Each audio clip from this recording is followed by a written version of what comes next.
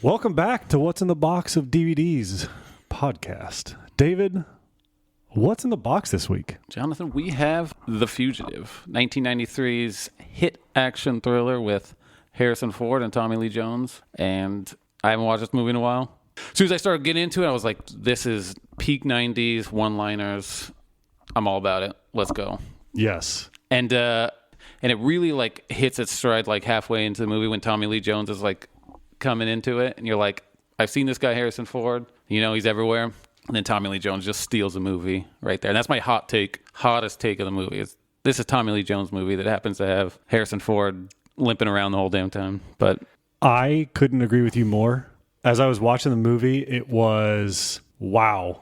Tommy Lee Jones, like, if he wasn't in this movie, like, it would have been a drudge. And as soon as he kind of gets in, it's like even his character just takes control of the nonsense going on. It sets the stage really well for how this movie is going to go and why Richard Kimball's like in trouble. It's not just you have to buy that it's going to be difficult for him to escape and keep it going, and which is a wild thing to think about. Of like, your bus crashes, now I'm going to run. Like, I guess you have to really know that you didn't kill your wife, so otherwise, why run away? Because it seems dumb. And there's a lot of thoughts I have about just running from the police that maybe I didn't know it was latent in me. But okay, so you know, off the rip, what did you think of the movie? Like, should someone go watch the movie? Like, how did this get even into your box of DVDs? Yeah, that is a good question of how it got into my box of DVDs. Do you even remember? I don't remember. I'm sure. I just know that when I was 18 or 19, every time I went to Walmart, I had to buy a DVD. So this was something I bought. I think I'm remembering this from my dad watching it probably on TBS at Saturday afternoon. He's like, hey, come watch Harrison Ford. And we probably watched it. And I was like, wow, that's cool. I think as a aspiring movie buff of my late teens, I thought this is one I have to have in my collection. And it gets put in there, and I probably watched it one time. There are some of these movies in this box that I never watched. I bought them and never watched them. So that says a lot. I did watch this one, though, I remember. It's been like 15 years, though. Okay, so this time around, what did you think? Oh, man, this is a great movie. They don't make them like this anymore. The lack of CGI, the lack of just kind of shenanigans in there, and then just like punchy one-liners and dialogue, like, you kind of miss them. I think people think we've moved past those, and you just kind of forget how important they are to making a fun movie. They're good. They're good for a reason. And so for me, I thought this was a okay movie. Yeah. The chase sequence of him on the train and escaping, and then, you know, Gerard coming in and, you know, trying to track him down and taking control, like, that was a blast. And then once he got to Chicago, it was like, all right, well, now what? Oh, we're unraveling a pharmaceutical scam. Okay, cool. For me, there wasn't, maybe go see it once. I don't think, to me, this is a movie that I would particularly say, yeah, let's go. Like, this is, move it to the top. I think it was okay. To me, there's no like timeless, lasting impact. It's great if you want to know what movies were made like without the CGI and with all that. The practical effects were a lot of fun. But to me, you know, in some of the comparisons that the directors and actors made, like, oh, this is a Les Miserables movie. It's Les Mis. It's, you know, Javert is chasing Kimball. And I was like, yeah, maybe. But there's no like timeless, like the dialogue to me falls flat. There's nothing about the characters that say, oh, this is someone I want to aspire to. This is like amazing.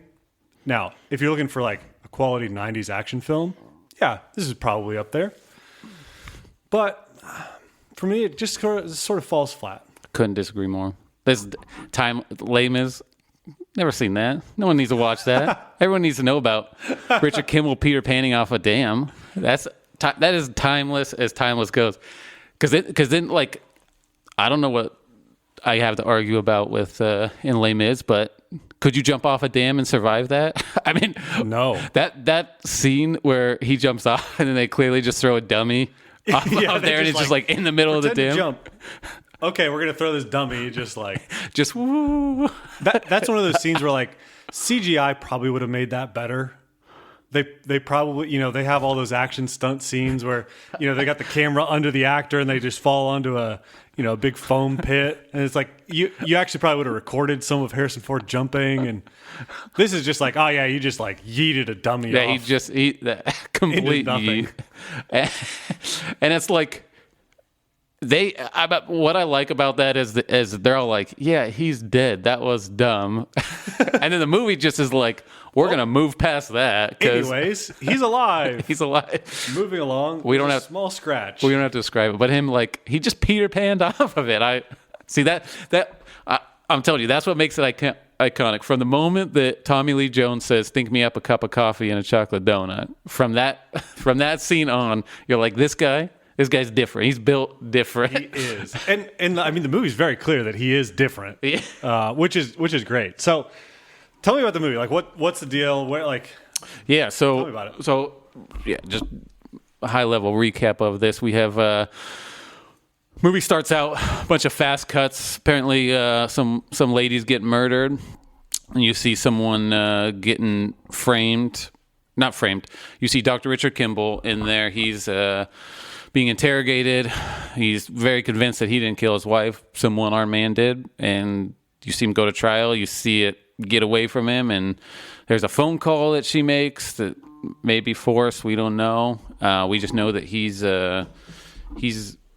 getting put into jail, and so it's just bam. The jump cuts at the beginning are real fast, and then you're on a bus with him going to a prison, and we got some shenanigans popping off on the bus. Bus crashes onto some train tracks. Train comes, hits a bus. Dr. Richard Kimball says, "I got to piece out of here." And all of a sudden we see a manhunt happening, and the movie keeps progressing from one shenanigan to the next of Dr. Richard Kimball trying to figure out who killed his wife. what happened with the train? Is that like that looked like a real train? Oh, yeah. What was the deal with that? Promotion of the movie was big on no CGI. We crash in real trains these days in the 90s, and that train. So yeah, this train crash where they're literally hitting a train into a bus actually happened. That train is still sitting there in some Ohio town where you could just go and find that train crashed off the side. So you see train ends up coming off the side. They're filming around this like burning train wreckage and everything. That burnt train is still sitting there today. You can go watch it. And classic 90s train coming at him as he's running away. Clearly he's With the jump? some kind of green screen, but also it's probably a model that they're superimposing on there and just jumping as the train's exploding behind him. It was I think it was written into every single movie contract that has to be explosion, someone jumping behind, or else no one will watch this movie. I mean, it works. It's iconic. Les Mis doesn't have none of that in there. Okay. They have other things, but yeah, no train crash. What was it? No, they said no CGI. I in our research saw that what actually happened is that they did crash the train, and the footage was essentially unusable. Yeah. It had like 16 cameras or something, and like Not only enough. 10 survived. Yeah. The crash, and what was it? They used models, Yep. like scale models, and there's a photo of some of the cast and crew, like just kind of with their arms on top of their like model train. It's like, oh yeah, okay, that makes sense. That's why some of the screen, I think that one with Harrison Ford jumping kind of looks a little, hey, is this 1970s? Am I watching, some, movie magic from 20, 30 years ago? Yeah. And yeah, you are. It's a miniature. It's, but I think the quality, like they did an amazing job. I couldn't tell. It was like, oh, something's a little bit off with just that one, shot of him jumping. Everything else is like, oh, they must have actually just straight up wrecked a train next to Harrison Ford. Huh. That's crazy. So you think you would rather see a little wonky model magic versus a little wonky CGI magic? I think so. No, there's certainly some scenes in CGI, especially nowadays, that like it's really good. I think the wonky model magic gives it just a little more like humanity to it, just a little more warmth of like, hey, we both know this is a movie. You know, we're trying to make it work, and you get what we're trying to go at. The CGI, I think it always falls into the uncanny valley. It does. Inevitably of, it's really close, but wait, that's kind of off. Huh. I find the CGI stuff, it tends to take me out of movies more than something like this. And, you know, watching that train sequence was, oh my gosh, this is insane. Like, I think he's actually somewhere around a train that's actually getting wrecked right now. Like, you just sort of just locks you in even more, even though you know, like, okay, well, if it was a train that they were wrecking, like, they probably have Harrison Ford safe. And, you know, I know he's appeared in movies afterwards, so he didn't die on set. Like, okay, you know, there's some safety protocols and things like that. But yeah, the initial, like, that train hitting the bus, that feels real, and that would be CGI now, and it would be worse 100% of the time. Yeah. Of that initial hit, it gets wonky, you know, but. That's what I'm remembering from that train scene is that train hitting the bus. And it given the weight that it needs of like, they're in there, they're getting out, and like, boom, it hits. That's good. Yeah, where CGI might have helped is, eating the dummy off the thing. And that, like, I just can't, it's just, clearly that's not a real person because it's got like gangly arms as it's falling off of a dam. Yeah, I would like to see that. I would like to see Travis Pastrana or some stunt guy jump off a dam. Probably can't because they would die, but... I mean, they probably have like wingsuits and parachutes. Like they've done those like off skyscrapers. Just send it, parachute out. I mean, I could. There's a whole YouTube MythBuster show about jumping off a dam. I don't know if that exists, but it should, and that's another thing. Love it. Okay, so what else? What else about this movie? Like who is in it? Who like? There's some classic faces that we saw. Oh, man. There's just every classic cop that you've seen in the last 30 years. Ron Dean he was a cop from The Dark Knight. He was on there, just old cop guy who looks the same as he did in 1993 as he did in 2013 or whenever The Dark Knight or whatever came out. Just the same person 30 years later. They just hit all the cop stereotypes. But those were the straight guys, and you had Tommy Lee Jones just as the maverick U.S. Marshal, which is always, I don't know how the breakdown of who actually runs after criminals like that, but I feel like it could have been FBI as easy as it was U.S. Marshal. But there's a whole, I always think like, oh, you just generic government agency coming in, kicking out the local cops, these dummies, you know. Yeah, nowadays that would certainly be the FBI or you know, like the three-letter agencies kind of weren't in vogue in that's the movie, true. Pre 9/11 in the movies, you know, in this era. So it's like U.S. Marshals. Oh, cool. That's one I haven't heard from for a while. Like, cool, love it. Do you buy One-Armed Man coming in, killing? What do you think about that as a plot point driving so much of the movie? The One-Armed Man. You know, it kind of reminds me of like Princess Bride, you know, the six-fingered man. But in like, that's one of the areas where I think that the movie falls flat because as we, you know, in some of our research, we found most of this movie got started before most, like, the script was finished. And I think those are the sort of things where like, okay, a one-armed man, I get it. It's a major part of the plot, but that character isn't someone you're even introduced to until you kind of suspect who it could be. So there's no way to like, hey, here's like 3 or 4 people that the audience suspects. It's just like, oh, it's probably a one-armed man, and probably the first one-armed man we see, that's going to be who it is. because the only other scene we get with, anyone with prosthetics is when he's at the hospital and there's, the waiting room with people with prosthetics or getting waited to fit with prosthetics. So from that perspective, it's like, okay, we're just sort of waiting for Kimball to figure it out, and hopefully he does before it's too late. It does feel like there was one extra scene to have happened that really like helps us understand why the cops didn't initially go after a one-armed man. Because you would think, or, are they bought off? Are they something? Because it's like you have someone talking about a one-armed man. Are the cops going to pursue that at all? Like, that's a very specific thing to be oddly specific. Here's a guy. The motives of killing the wife, very murky. Still murky for why he would be pegged to it. It was like, oh, she's got a lot of money. Like, that feels not earned. Yes. A little bit. But like, he probably has a bad lawyer. I mean, yeah, the old classic doctor with lots of money in Chicago, terrible lawyer. Terrible lawyer. I mean, just classic movie trope. But when we're talking about movie tropes, this have you heard of Malcolm Gladwell's like categorization of like different like northern, southern, eastern, western? No, but that's another one. So it ends up typically following the city that they're in. So in this one, you're in Chicago. Okay. It's a northern. So we'll go with western is the iconic, like, it's lawless. There's no justice. Someone has to come in and impose justice from the outside.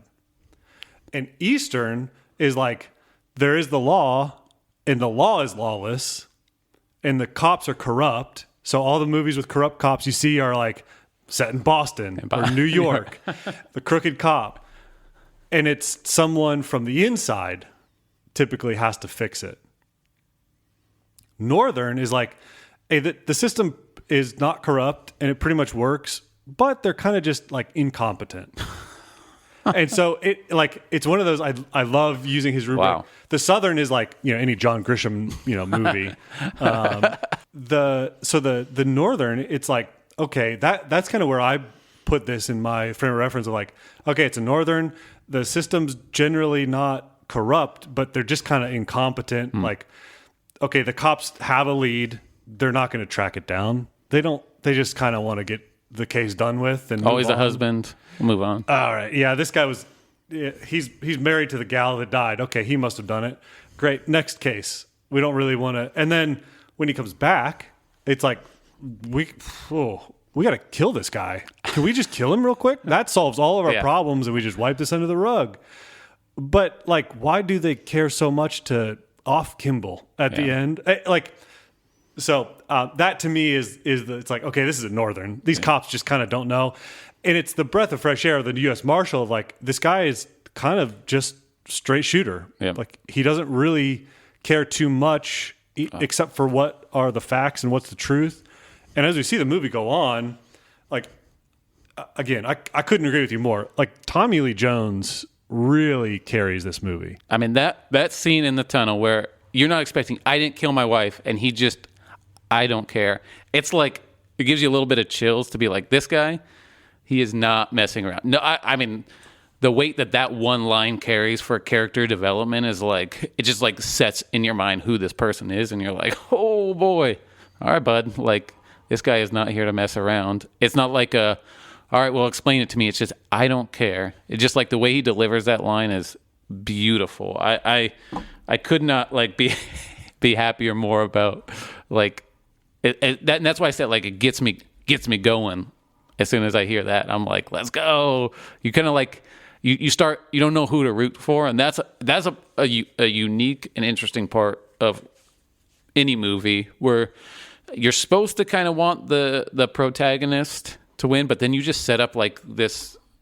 I mean, I don't even know if you would call him an antagonist. He's just a force within the movie that you're just like, you don't know who to root for. There's some, I mean, they do, this is 93. They're hitting the pharmaceutical bad guy early, which, that gets me going too. I mean, credit to them. In research for this one, we also found, they didn't really have the villain because it couldn't be Gerard, because he was, Gerard, he was supposed to be the one that's like going to help exonerate Kimball essentially at the end.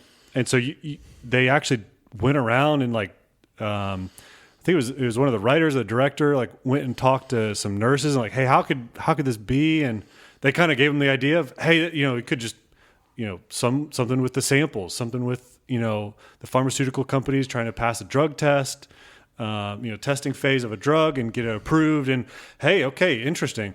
And they don't really flesh that out until later.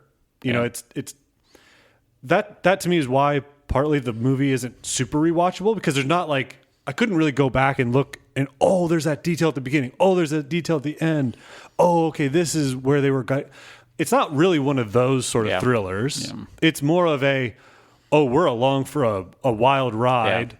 Yeah. And you kind of have to go into it with that mindset of, hey, we're going to have a fun ride. We're going to hit some, we're going to crash a train. We're going to, they went into, without Warner Brothers approval, just went into a St. Patrick's Day parade. That just filmed. Yeah. And Harrison Ford wasn't recognized because he had his hair dyed at the time. And so they just kind of went around with the hand cams and just like, we're going to run around this parade until people start recognizing us and it'll be fine. I had no idea. I thought they legitimately just like put together a whole parade sequence before they started the movie. So, stuff like that. It's like, this is great for those little tidbits. As you unpack it, it's like, okay, they were putting the tracks down to this train as they were going, and you get some real fun moments out of it. Which is great for the dialogue, less great for the believability about each and every scene. This would have been better as a TV show probably, and I know that they said a lot of that first sequence of quick cuts. That was a whole bunch of extra time. This was a 3-hour original cut time on it, which way too long. 2 hours is a lot for a 93 movie, but I feel like this action thriller type thing. So they had a lot more that would have probably explained it, but they just, it's just quick cuts at the beginning, and then they just kind of held on to like his interrogation scene, which you feel for the guy a little bit. I think that was a smart choice, but you kind of, if you're going to be the believable, you'd have to see this pharmaceutical company already doing shenanigans. They're just kind of going based on the fact of, hey, pharmaceutical companies are shady, and you're like, yes, they are. Correct. I buy that. They would kill a wife. That's what they do. They kill people all day. That's what they do, and make lots of money. So that's believable in itself. But a whole series they could have done that, which is funny because this was based off of a series. But 1960s TV shows, different breed, for a different time. Man, you touched on this a little bit. Great character actors helping tie this thing together. Joey Pants, love me some Joey Pants. Just in there is U.S. Marshal Renfro. He's just tying things together. Over the top acting, great mustaches all around. Tom Wood is the Newman character who just has an inexplicable ponytail, which Tommy Lee Jones likes to point out. And yes, that's the kind of stuff that does make it fun. And then I do think, to your point about the plot, we're a little bit ruined from a lot of true crime and just like constant crime stuff, and you're like, man, you really gotta, I've seen so much, you gotta really sell me on this husband not being the killer, because every Dateline they try to get me, and I know it's always the husband. So that we're coming from a spot of like, we have a high bar for what you have to prove to us, and in the 90s they probably just were like, people are gonna buy this, And it's true. Like, we're very skeptical these days. And so I definitely felt that playing out to some degree in the movie of like, am I watching this through the lens of, is this believable enough? Not, am I having fun? Yeah. Is the movie enjoyable? And really I think what kept the movie going for me for sure was just, okay, I want to see Gerard and his, group of U.S. Marshals just trying to catch Kimball not too fast and just zinging each other all day long. Yeah, and this is something we're going to have to keep in mind as we go through this box of, is it 18-year-old Dave? What was 18-year-old Dave really looking for? He was looking for a good time. He was trying to find that. He wasn't thinking about a ton of dialogue. It's just like, Give me some fun. Give me some one-liners. And my attention span was, I mean, actually pre-smartphone, it was probably longer than it was. Probably longer. It probably was longer than today. But I needed some like, let's keep it going type of deal. And we're gonna see a lot of just like, you can't think too hard about what's happening in these movies. Yeah, there's a train wreck in the movie. Say less. Let's do it. He jumped off a dam, and I want to know everything about that. And just I'm sure at the time I turned to one of my roommates in the house and be like, I'd survive that. That's what 18-year-old Dave thought. 37-year-old Dave, I mean, that's a good way to go out.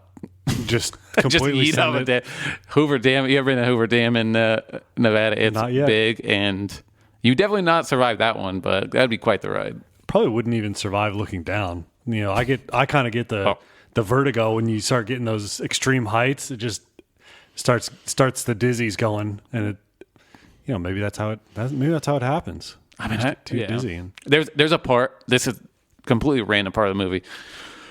Tommy Lee Jones is like in front of the dam, and he's walking down this pipe, and the pipe is like way steeper. Like, it's unclear why he's on this giant pipe, but the pipe is like kind of steep, and I'm like, you're just throwing Tommy Lee Jones. This is how I know Tommy Lee Jones wasn't Tommy Lee Jones yet, because they're just like, hey, go run up that pipe. Harrison Ford's not running up that pipe. So what I mean, one of my wife's first reactions to this movie was, oh, he's in Men in Black. And it's like, yeah, okay, what was he in before this? Yeah, he was in a couple Steven Seagal movies, and he was with Andrew Davis, the director, which this guy, homeboy, as a director, he's done 15 movies, right? And I'd kind of heard of him, Andrew Davis, okay, something, I don't know who that is, but I just went and looked up all the movies that he had done, and he only directs the top tier stars. I mean, he goes from Chuck Norris, then he goes to Steven Seagal, then he goes to Gene Hackman, then to Harrison Ford, Keanu, Michael Douglas, Arnold, Kevin Costner, and then the main man, Shia LaBeouf, in Holes. Which, if you just look at this film history of like action, Holes.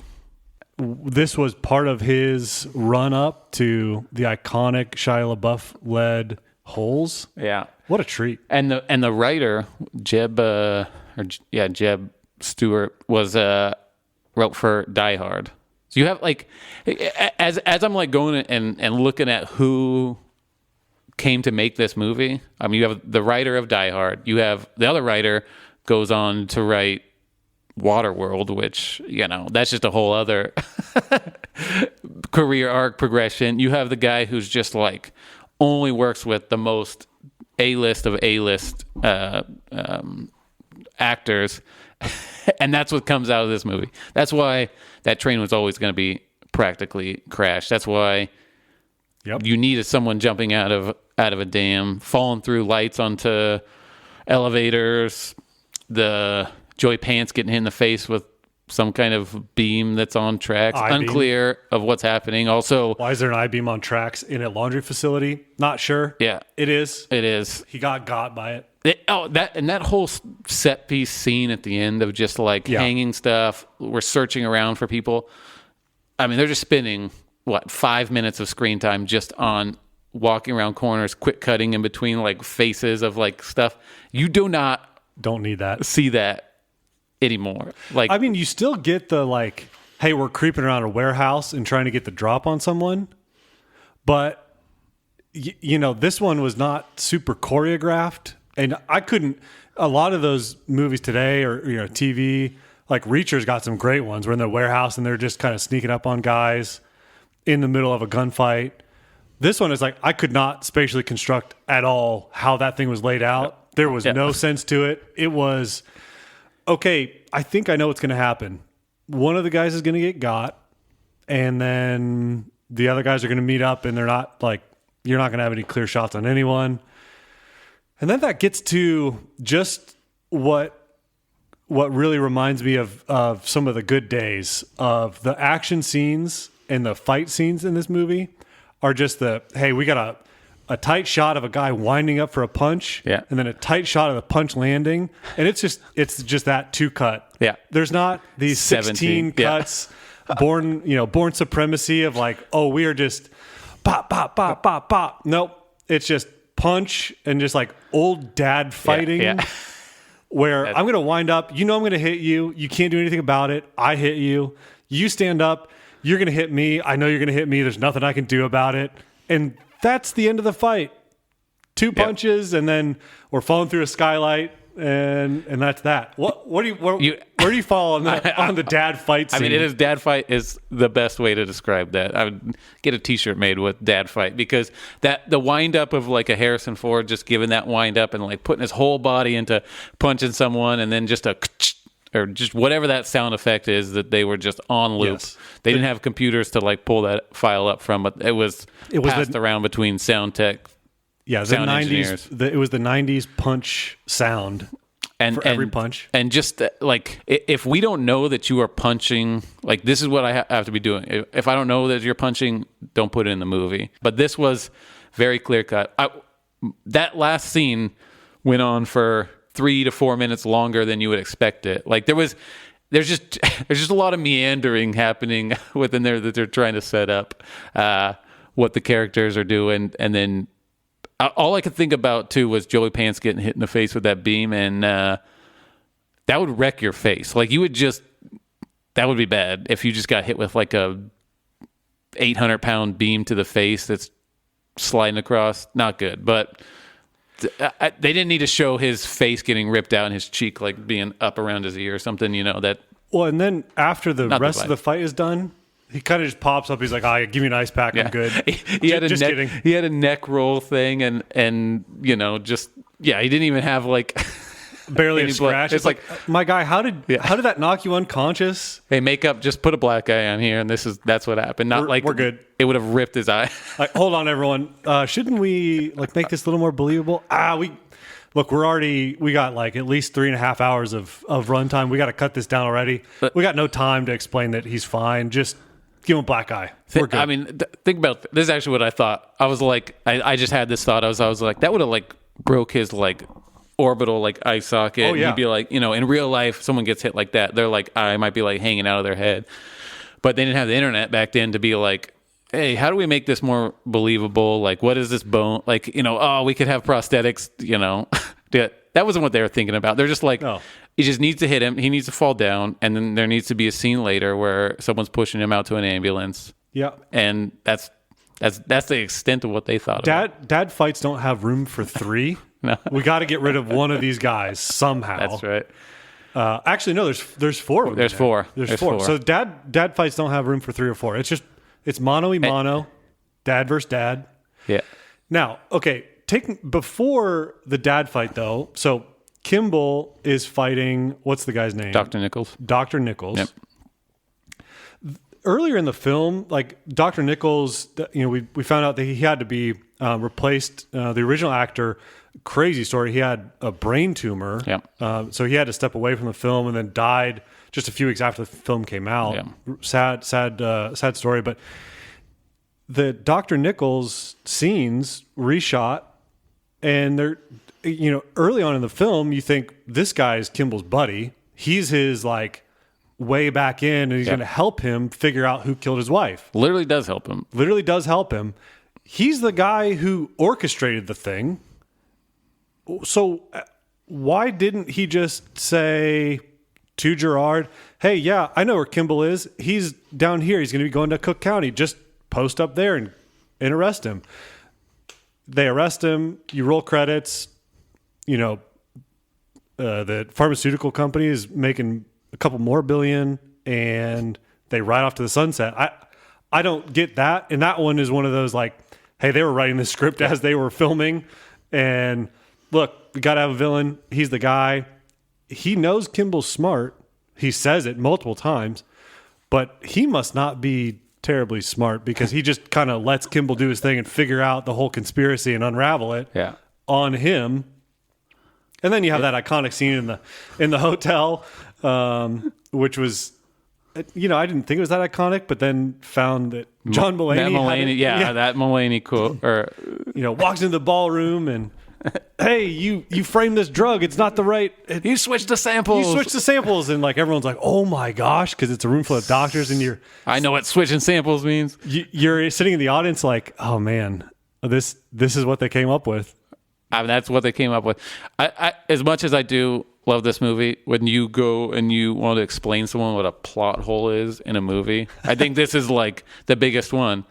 Why does the guy who wanted to kill the wife then help Richard Kimball figure out what happened by literally, yeah, sure, here, let me just help you with this kind old black guy who's going to help you and cover for you, come in and get these samples and not ask any questions. Hey, what was that thing with your wife? That is a huge plot hole. And it's like, hey, we need a twist at the end. And this is 90s twist to its max. Like, hey, we need a twist at the end. Everyone knows you need a twist in a movie. Can't just tell a story. You need a twist. It's going to be the best friend who's it. And he's literally the one driving everything on the movie. It's like, hey, you have a fugitive. He needs to get from A to B. It needs to be somewhat believable that he could be on the run for this time. He's going to need some help. Let's use the guy. Like, they just needed another character. There was another character in there who said no to Richard originally and then turned him in, who was supposed to be his friend. And that would have been, you probably should just run with that one. Right.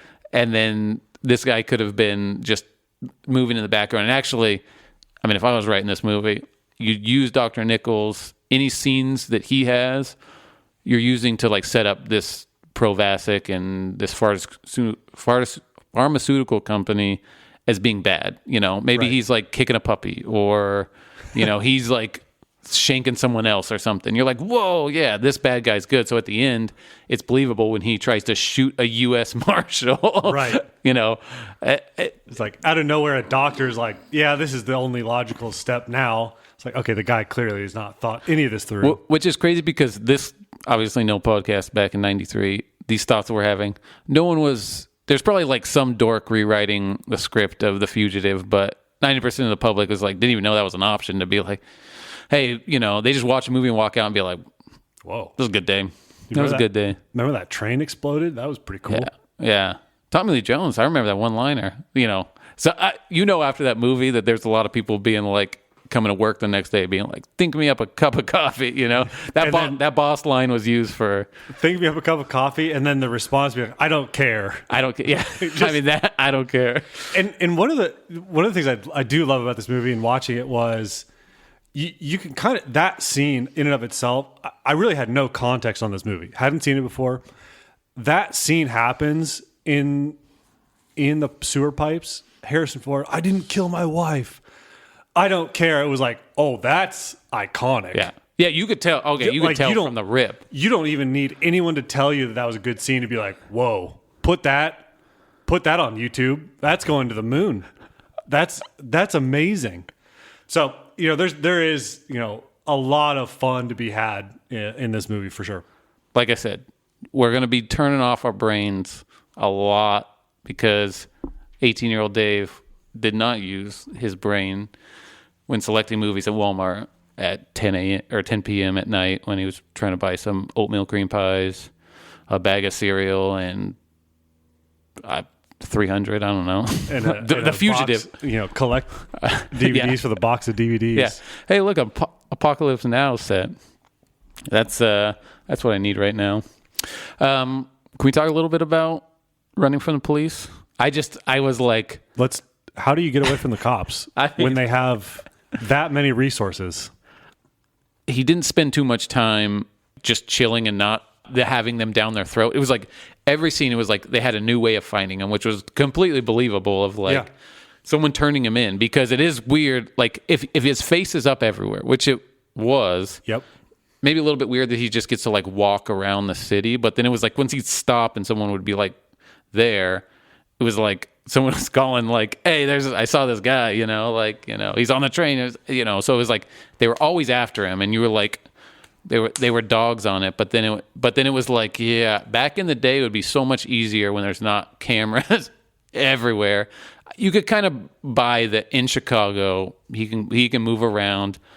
The whole beard thing was a good thing, which is funny because it makes the movie better. But then the dumb suits, as I was reading, they were like, "Why is he in a beard? Why does he have a beard? We paid for that face. I want to see Harrison Ford's face." I'm like, that would have made the movie worse if he didn't have a beard to not. Because there's a lot of scenes where, I don't know how much cops are walking around being like not thinking about fugitives around, but if you were thinking about and had all these pictures of a guy with a beard, and then there's a guy not with a beard, like even that first scene in the hospital where he's just shaved and the cop sees him while literally holding the picture of him, you just you don't expect that I have a guy with a beard, here's a guy without a beard, like he looks like he should be here. I buy that, but I think, could I escape the police and do that?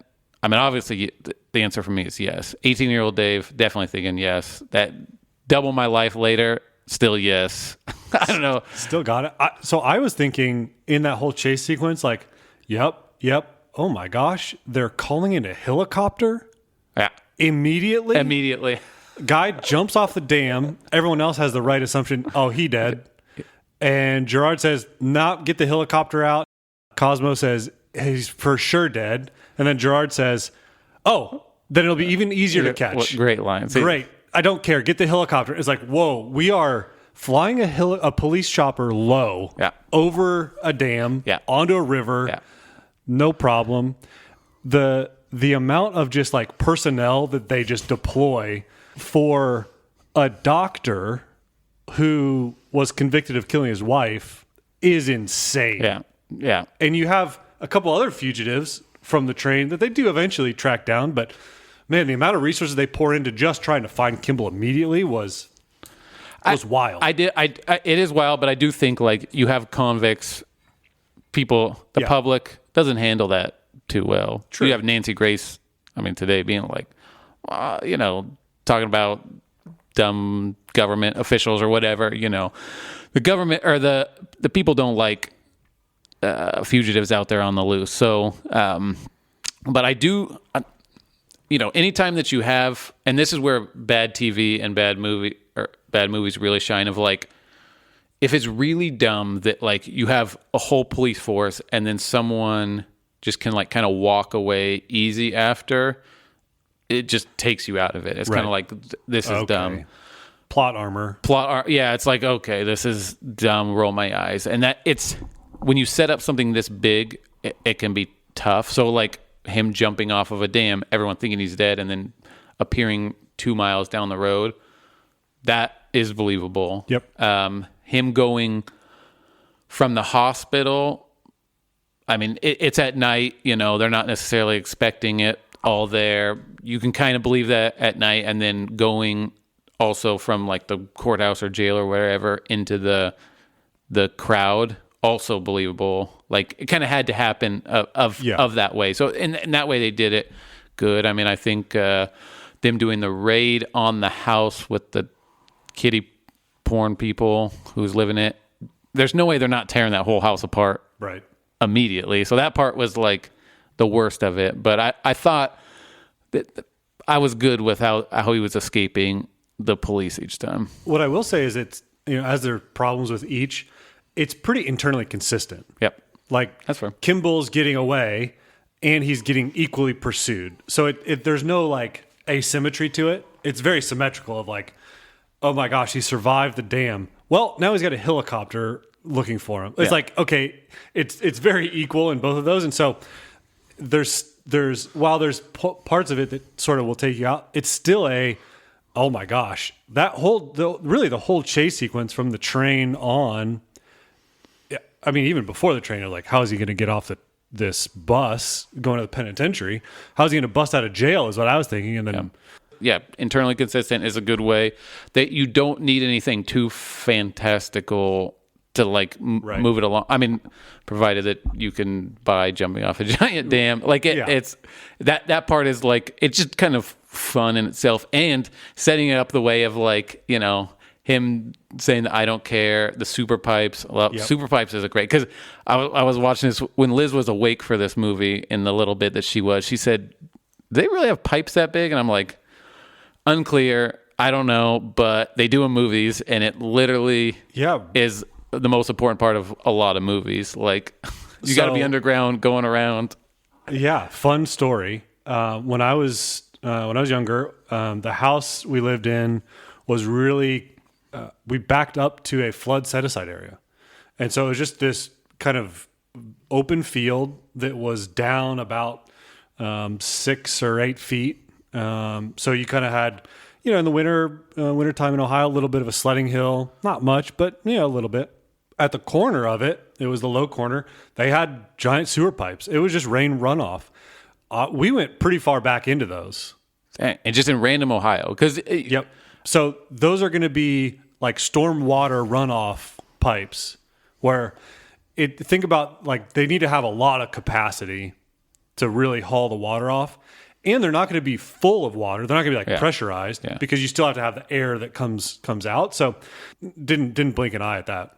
Sometimes when you're like in a city like New York, you go into the sewers of New York and you're like, oh yeah, you hear stories, and most of the country, most of the world doesn't live in like a New York, so you just imagine that New York has just one giant underground thing. I can buy that in the middle of Illinois. Like I didn't know, but that does make sense. But it doesn't matter. It's so important to like, you got to have people running around there, and then just like, bam, there's a dam. I mean, it doesn't matter. You're just, and the one-liners of Tommy Lee Jones, like you're just not even worried about it up until then. And then by the time you're like there and you're like, whoa, there's a dam. Like, and then he's just jumping out. You're just like locked into the whole thing. Doesn't matter. If you told me that there was a Provasic drug for literally anything right now that plays 97 times during football games today, I believe it. Like it's such a real sounding drug that obviously kills people and has side effects of like explosive bloody diarrhea. Like it's very obvious that that's a real thing. So might be the most believable thing out of the whole movie, that there's a drug named Provasic that kills your liver. It was almost too believable. It was almost like, wait, do I know what drug that is? Like, wow, what? Yeah, I've heard of that. Yeah. I think I've heard of that. Heard of that. Do I take it? My mom probably takes it. It's probably. Oh, shoot. That's what happened to this? Oh, okay. I probably shouldn't take that one. Yeah. You do know that there was a spin-off of this movie, though, right? No. With Tommy Lee Jones. Really? Called U.S. Marshals. Just with Sam Gerard. Completely separate spin-off. Robert Downey Jr. in there. I have not seen that. I just, in looking around, I kind of found that. I was like, whoa, he's in another one called U.S. Marshals, and I see main character on there, Sam Gerard. I was like, oh. Whoa. So everyone else knew that Tommy Lee Jones, and he did win an Oscar for this movie. Yep. He did, I mean, let that be said. Well deserved. Well deserved. I mean, there was a lot of Oscar they won a couple for editing and... Yep, best editing. Tommy Lee Jones for supporting actor. I think there was one more. They were up for best movie. I don't think it won best movie. Yeah, the movie obviously did well at the box office. Who we recommend this for? How would it be made today? This would be a TV show if it was made today. And for sure. But I actually do think that they're looking at another movie. I think this would be best as a TV show, but I did see that there's some rumblings out there about getting together another movie, the Fugitive movie, which, I mean, is the least surprising thing that it will be remade. I guarantee this will be remade. I think it'd be better as a TV show to flesh out things. I mean, you could tighten some of the things up. Like I said, you just set up, you go with a different, like, helper guy who's getting through, which doesn't seem like it would be that hard to have done, but I don't know, maybe. Well, the big part of it, to me, comes back to, like, write the script out and have a really solid script before you start filming. What we should do on this, let's... Right. The track record of movies being produced while they're writing the script is pretty bad. Yeah. This one is for sure an outlier of, like, turned out great. There's so many others just like, that's why that movie is so confusing. Yeah. Like, well, they didn't have it nailed down until they were editing. Building the car while you're driving it, not a great idea. So yeah, I mean, it would be better if you had a little bit of a plan, but there's probably one season. I'll say one season, limited season, because you can't have someone on the run for that long. So you just get you just tell this whole story, you set up why, you just more character development all the way down, and then you have some scene at the end. You can put that in the season. The hard part would be when movie studios want a movie studio, and then they're like, all right, another season, he's all exonerated after this one, or he's running for multiple seasons, and you're like, maybe too much. That's what it would end up being. That was the original TV series. Was he's on the run, he ends up helping a lot of other people, which you see in the movie come out, which was fun. At the end, the finale of the original Fugitive was huge in terms of views. That is true. It was absolutely massive. It wasn't even eclipsed until MASH in their season finale, which is crazy to think. Which is crazy. I mean, that was maybe a 20-year run for that finale at the top. So I think it could work. You're not going to get away with one season. It's tough because you can't. You need to have some way to resolve plot points, and I think the series that they're doing right now on Prime with Reacher kind of fills a little bit of that, where it's it's serial. You have multiple seasons. Each season contains some plot, but he's not on the run. He's just sort of a drifter. You have to figure out how it fits into the framework of this guy's on the run. I mean, you can't really be on the run forever. Yeah. So what's the time frame of it? Yeah. Because if you go too long and he's not caught and not resolved, then it's kind of you start to lose interest. You can't be calling in helicopters every episode 3 of every season for 10 seasons. Yeah. Exactly. It gets too much. But True Detective is one of my favorite, True Detective season 1, just that contained story that just had so much packed into it. I mean, that's such a high level mark, but just that kind of all right, let's get it all contained in here. I mean, there's, you have an 8, 9, 10 episode run of whatever it's going to be. You can do a lot of character development. And so it's it's earning the payoff at the end of, when he gets, released. That's what you're, trying to drive to. And, I think you could probably tell that within a story. And I mean, you honestly could start it off there, and then it's just an anthology of kind of like True Detective, where it's it's called, the show is called The Fugitive. You're just, each season is a new fugitive, and it's you start around this known story of Richard Kimball, but then it's something else, because I mean, maybe we've just reached a point where it's Luigi Mangione shoots a CEO and then he gets caught a week later, and it's that it happens real quick. You could make a couple seasons out of a week. I mean, for me, it would be let's follow Gerard. Let's just do U.S. Marshals the show. Yeah. Forget the Fugitive. We caught the Fugitive. Now what? Okay, well, put him in different, cold cases, hot cases. So who are we recommending this movie for? I think if you like the 80s, 90s action movies and you haven't seen this movie, go see it. I do think as a for kids these days who are, wanting to jump into something, I mean, I think it hits enough. It holds up well enough where it's not too campy in a lot of ways, because there's a lot of filth in the 90s where you're just I don't believe this, takes me out of it too much. This doesn't, They may not believe in one-armed men, but, there's enough there. And I'm telling you, the Tommy Lee Jones stuff will get you going a little bit to get into this movie. So yeah, someone who doesn't know a ton about 90s movies, only hears about some of these great ones, going on this and finding out who Harrison Ford is, who Joey Pants is, because you're eventually going to watch The Matrix sometimes too, so you got to know who Joey Pants is.